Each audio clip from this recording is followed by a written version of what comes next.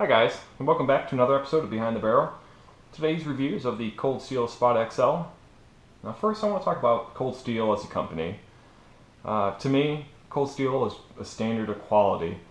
It doesn't matter what knife and what blade you get from them, as long as it's Cold Steel, it's going to be a quality piece. Now I never buy from the Cold Steel website because they charge MSRP, and on their dealer's website you can actually get the street price, but that's how Cold Steel protects their dealers. Now the Espada comes in 3 sizes and 2 styles. You have the medium, large, and extra large, and it comes in 2 handle styles. The steel is Japanese Oz 8 stainless. To me, that's a good steel. It ships with a pocket clip set up for the right pocket, but it also ships with the clip for the left pocket. You are going to have to take the screws out and use them, but it does come with everything that you need for both pockets.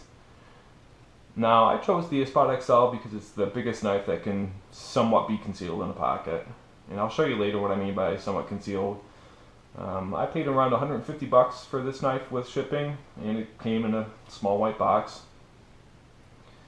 This model handle is made out of G10 and the blade is bead blasted. I went with this model because I wanted a carry piece and not a show piece.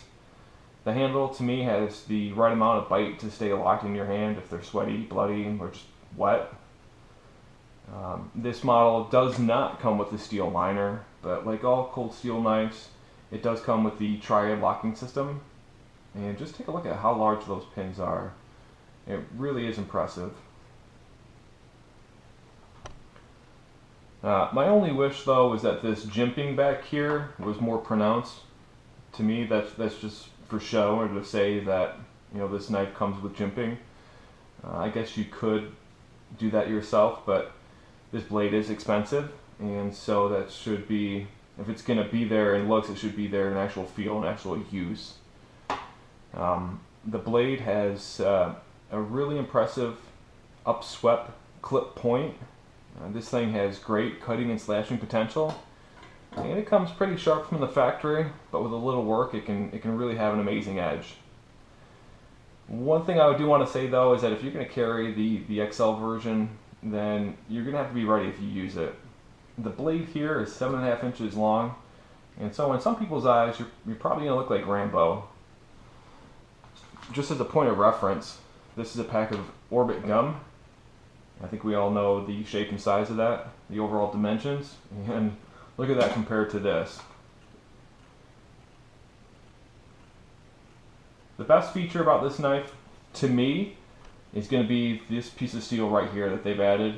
It's just a small piece of steel that has some jimping on it, and it's been screwed in place, or it's been pinned in place.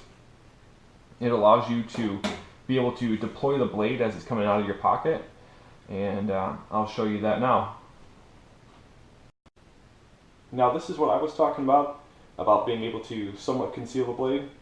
As you can see, I have 1.5 inches that is exposed sticking out of the pocket, and if I bring my leg up, the entire folding knife prints pretty bad. Here's what I'm talking about being able to deploy it.